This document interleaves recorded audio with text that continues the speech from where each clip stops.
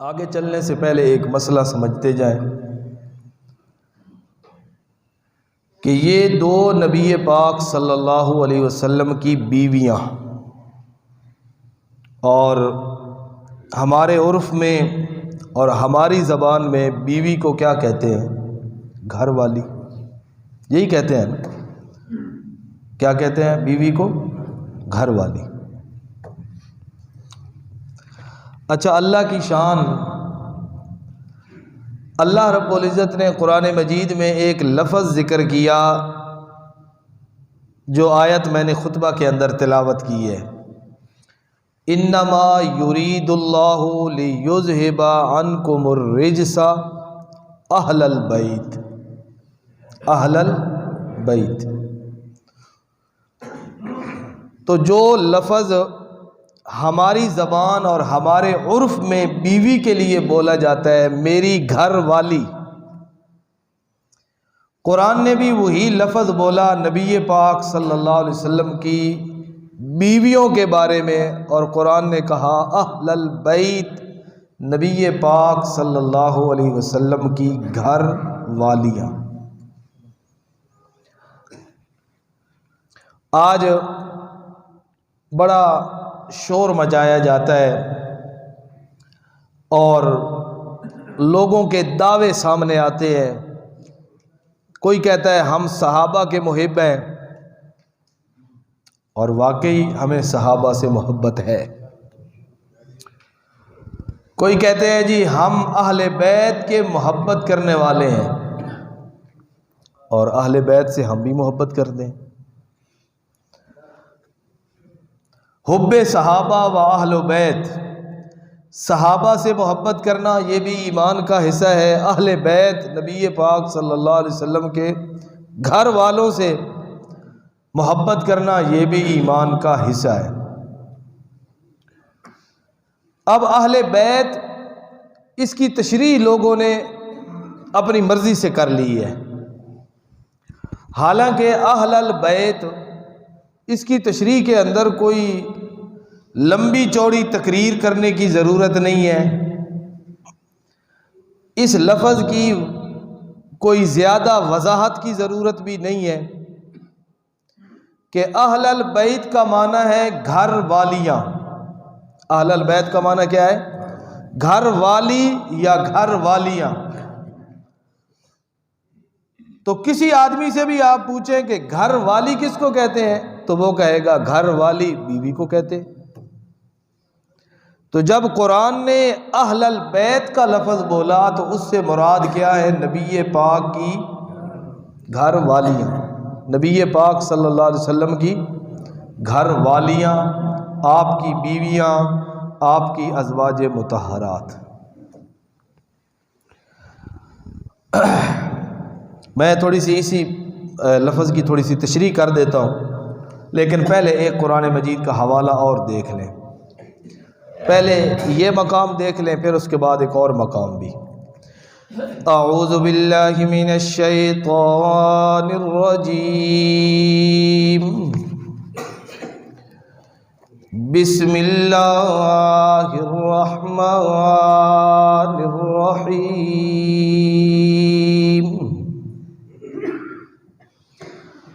وقرن فی بیوتکن،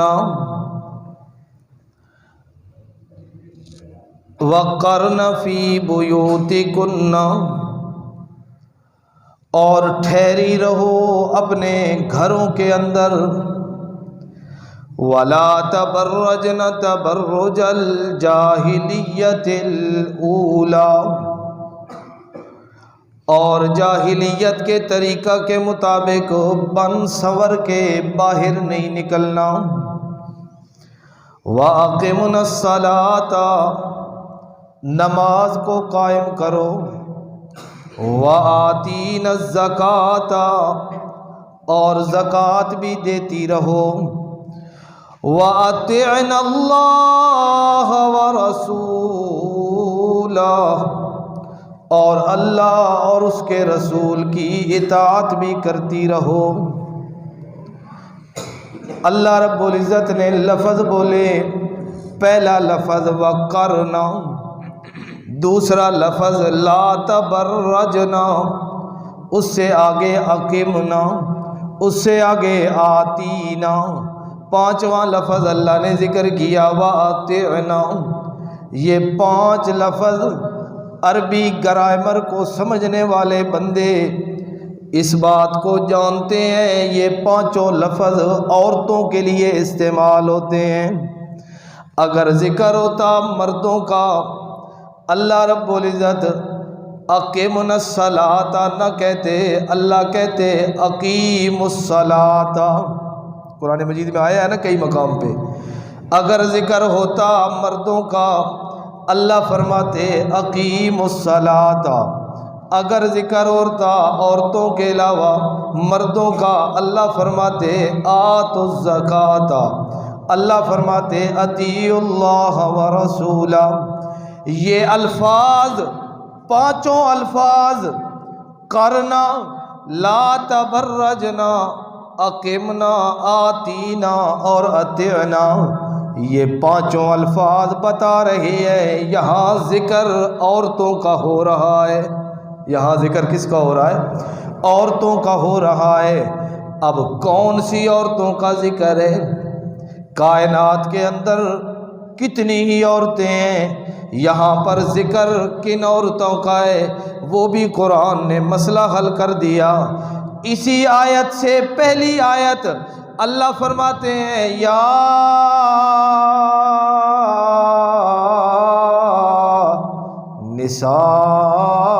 نساء النبی، یہاں پر دنیا کی باقی عورتوں کا ذکر نہیں ہے، یہاں پر اللہ کے پاک پیغمبر کی بیویوں کا ذکر ہے۔ قرآن نے کیا کہا؟ یا نساء النبی، اے نبی کی بیویوں، یا نساء النبی لستن کاحد من النساء، اللہ فرماتے ہیں اے میرے نبی کی بیویوں، لستن کاحد من النساء، تم دنیا کی عام عورتوں جیسی عورتیں نہیں ہو، تم دنیا کی عام عورتوں جیسی عورتیں نہیں ہو۔ جس طرح میرا پیغمبر بے مثال ہے اسی طرح تم بھی بے مثال ہو، جس طرح میرا پیغمبر طیب اور طاہر ہے اسی طرح تم بھی مطہرہ ہو، جس طرح میرا پیغمبر عظمت اور شان کے لحاظ سے ساری کائنات سے اعلیٰ ہے، اسی طرح میرے پیغمبر کی بیویوں تم بھی عظمت اور شان کے اعتبار سے دنیا کی ساری عورتوں سے اعلیٰ ہو۔ تو قرآن نے کیا بتایا؟ یہاں پر ذکر بھی عورتوں کا، اور کون سی عورتیں؟ نبی پاک صلی اللہ علیہ وسلم کی بیویاں۔ آپ کو سمجھ آ رہی ہے میری بات؟ جس کو سمجھ آ رہی ہے ایک مرتبہ کہے صبح۔ یہاں پر کن کا تذکرہ ہو رہا ہے؟ نبی پاک صلی اللہ علیہ وسلم کی بیویوں کا۔ تو جب تذکرہ بیویوں کا، تو اسی تذکرے کے دوران اللہ نے کہا انما یرید اللہ لیذھب عنکم الرجس اہل البیت ویطہرکم تطہیرا۔ اللہ نے یہ 5 حکم دے کے کہا گھروں کے اندر رہنا ہے، بن سور کے باہر نہیں نکلنا، نمازیں پڑھنی ہے، زکوٰۃ دینی ہے، اللہ اور اس کے رسول کی اطاعت کرنی ہے۔ یہ 5 حکم دینے کے بعد اللہ فرماتے ہیں انما یرید اللہ لیذھب عنکم الرجس، اللہ کی مرضی یہ ہے، اللہ کا ارادہ یہ ہے کہ اللہ رب العزت تم سے دنیا کی ساری گندگیوں کو دور کر دے۔ اہل البیت، اے نبی کی گھر والیوں، اہل البیت کا معنی اب یہاں پر کیا ہوگا؟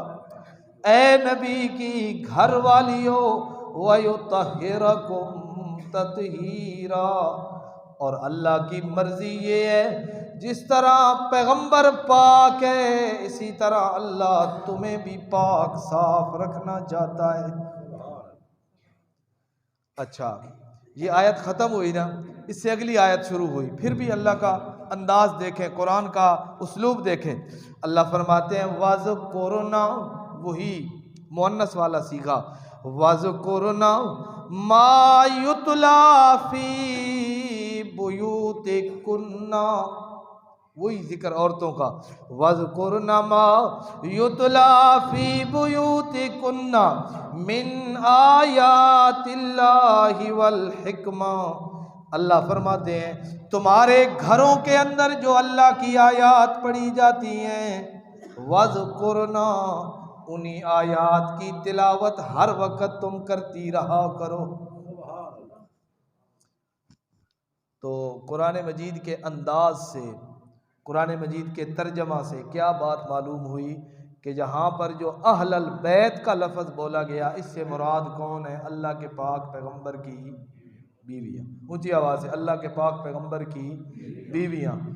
اب اگر کوئی آپ کے سامنے کہے کہ ہم اہل بیت کو مانتے ہیں، اہل بیت کی محبت ہمارے ایمان کا جز ہے، تو آپ اس سے سوال کر سکتے ہیں کیا اللہ کے پاک پیغمبر کی ازواج مطہرات کو مومنہ اور پاک باز عورتیں مانتے ہو؟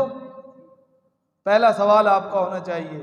کیوں؟ اس لیے کہ جب اہل البیت کا لفظ بولا گیا تو اس سے مراد کون ہے؟ اللہ کے پاک پیغمبر کی بیویاں۔ یہ بات آپ کو سمجھ آ گئی؟ اچھا اب دوسرا مقام، یہ میرے سامنے 12واں پارہ، سورت کا نام سورہ ہود۔ اللہ رب العزت فرماتے ہیں، ذکر کر رہے ہیں اللہ رب العزت حضرت ابراہیم علیہ السلام کا۔ حضرت ابراہیم علیہ السلام بوڑھے ہو چکے، 80 سال کے قریب آپ کی عمر ہو چکی، اور ابھی تک اللہ رب العزت نے اولاد نہیں دی، کوئی بیٹا کوئی بیٹی کچھ بھی نہیں ہے۔ حضرت ابراہیم علیہ السلام اللہ سے دعائیں کرتے رہتے ہیں، دعائیں کرتے رہتے ہیں، پروردگار مجھے بھی اولاد عطا فرما، اے پروردگار مجھے بھی اولاد عطا فرما۔ توجہ آپ نے کرنی ہے تاکہ عقیدے کا مسئلہ سمجھ آ جائے۔ حضرت ابراہیم علیہ السلام اللہ کے وہ نبی ہیں جن کو جد الانبیاء کہا جاتا ہے۔ حضرت ابراہیم علیہ السلام وہ نبی ہیں کہ اللہ کے پاک پیغمبر صلی اللہ علیہ وسلم کے بعد، میرے لفظوں پہ غور کرنا، اللہ کے پاک پیغمبر کے بعد سارے نبیوں میں سے سب سے اونچا مقام ہے حضرت ابراہیم علیہ السلام کا۔ اللہ رب العزت نے ساری انسانیت کا امام بنایا ہے حضرت ابراہیم کو۔ وہ اللہ کا پاک پیغمبر اللہ سے مانگتے مانگتے مانگتے مانگتے بڑھاپے کی حالت کو پہنچ چکے ہیں، 100 سال کے قریب عمر پہنچنے والی ہے، ابھی تک اللہ رب العزت نے اولاد نہیں دی۔ اس عمر کے اندر پہنچ کر بھی حضرت ابراہیم کہتے ہیں رب ہب لی من الصالحین،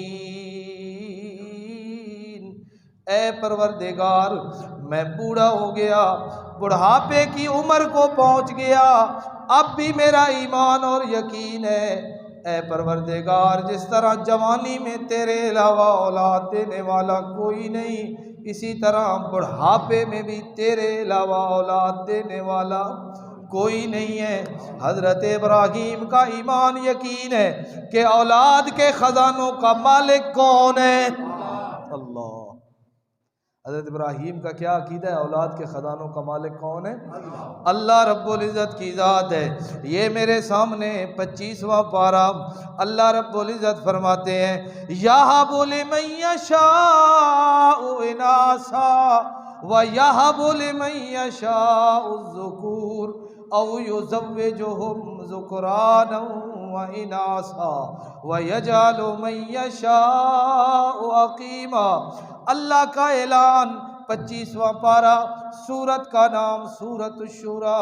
اللہ فرماتے ہیں یہب لمن یشاء اناثا، اللہ جسے چاہتا ہے بیٹیاں دے دیتا ہے، اور یہب لمن یشاء الذکور، جسے چاہتا ہے وہ بیٹے دے دیتا ہے، او یزوجہم ذکرانا و اناثا، جسے چاہتا ہے بیٹے اور بیٹیوں کے جوڑے بنا بنا کر دے دیتا ہے، وَيَجْعَلُ مَن يَشَاءُ عَقِيمًا، اور میرے اللہ کی مرضی جسے چاہے نہ بیٹا دے نہ بیٹی دے، اس سے پوچھنے والا کوئی نہیں ہے۔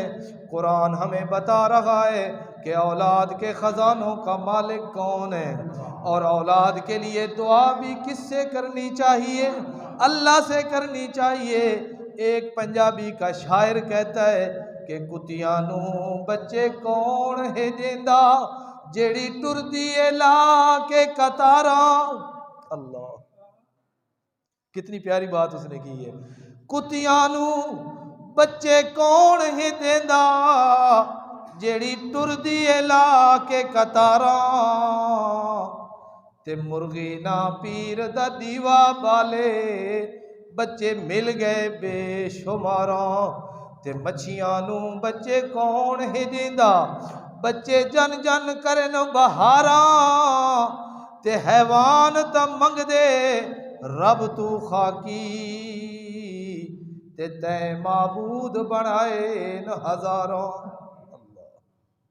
حضرت ابراہیم علیہ السلام بڑھاپے کی عمر ہے، اللہ رب العزت فرشتوں کو بھیجتے ہیں، اے میرے فرشتے جاؤ انسانی شکل کے اندر جا کے میرے ابراہیم کے پاس جاؤ اور اسے جا کر بیٹے کی خوشخبری سنا کے آؤ۔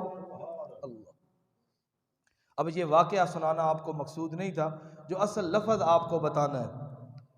وہ فرشتے آئے انسانی شکل میں، خوبصورت نوجوان، حضرت ابراہیم علیہ السلام بڑے مہمان نواز تھے، انہوں نے سمجھا میرے پاس کو مہمان آ گئے، ان کو بٹھایا باہر کمرے میں، بٹھانے کی جو جگہ تھی مہمانوں کی وہاں پر بٹھایا، دوڑتے دوڑتے گئے گھر، بھی میرے گھر میں مہمان آئے ہیں، جا کر جلدی جلدی جا کر ایک بچڑا تھا اس کو جا کے ذبح کیا، اس کا گوشت بھونا، گوشت بھون کے آ کے مہمانوں کے سامنے رکھ دیا۔ اللہ کی شان۔ ابراہیم علیہ السلام نے ان آنے والوں سے یہ پہلے نہیں پوچھا بھئی کدھر آئے ہو، روٹی کھانی ہے یا نہیں کھانی۔ ہمارا ہوتا ہے نا مزاج، ہمارے پاس مہمان آئے تو ہم پتہ ہے کیا کہتے ہیں، روٹی کھاسو، ہم پوچھتے ہیں۔ اپنی اپنی ظرف، اپنے اپنے ظرف کی بات ہے نا۔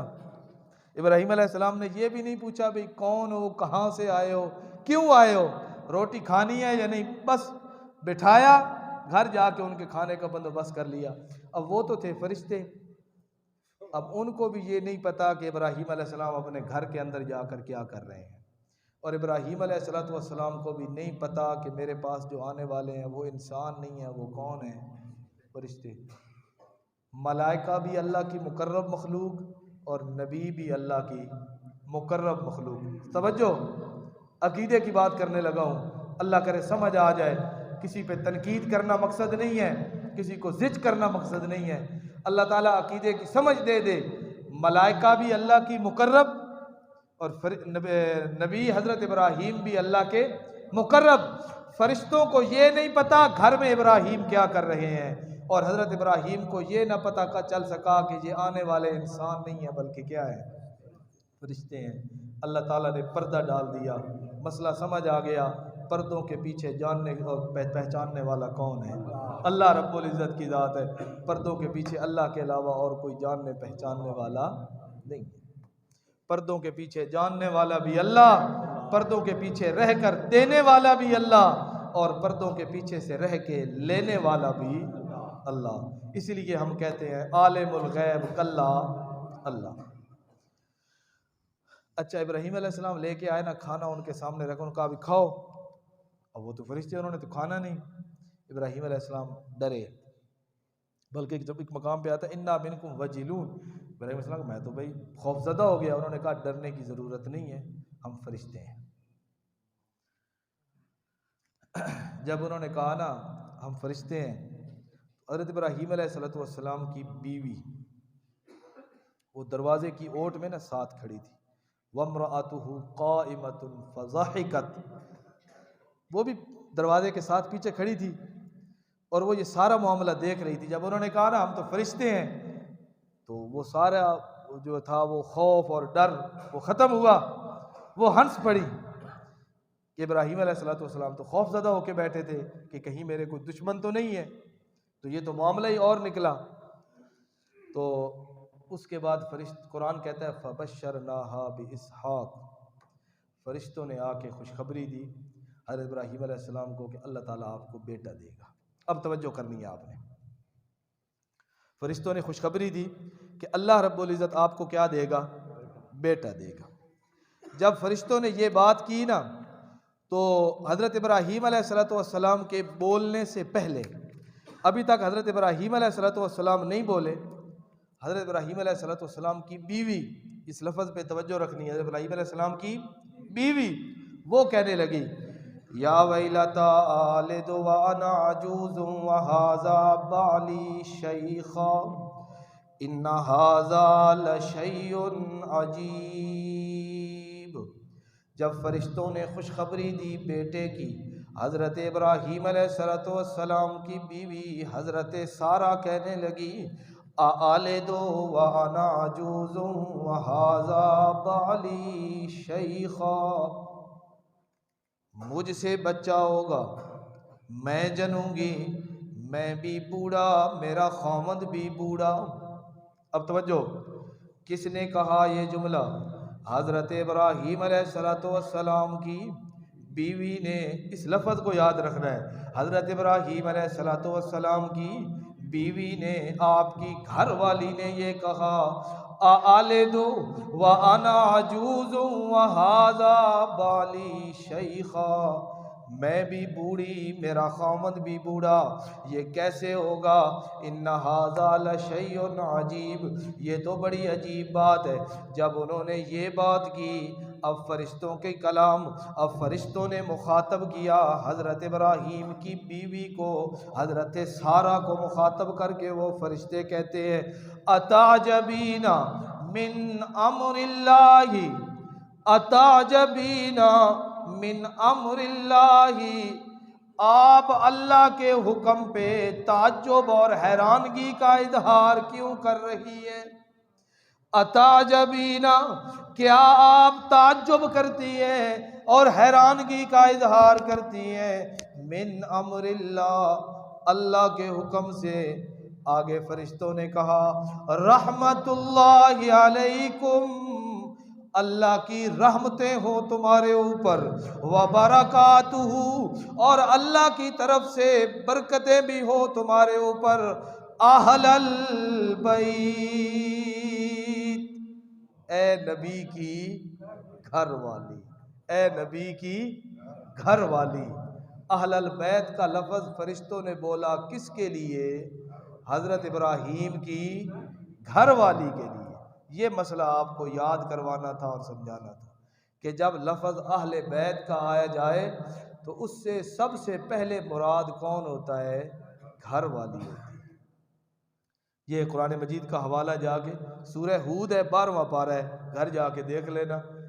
فرشتوں نے کہا رحمت اللہ وبرکاتہ علیکم اہل البیت، اے نبی کی گھر والی، اللہ کی رحمتیں اور برکتیں تیرے اوپر ہو۔ اللہ کے حکموں پہ یوں تعجب نہیں کیا کرتے، اللہ جو چاہتا ہے کر لیتا ہے، اللہ تعالیٰ کسی چیز کا محتاج نہیں ہے۔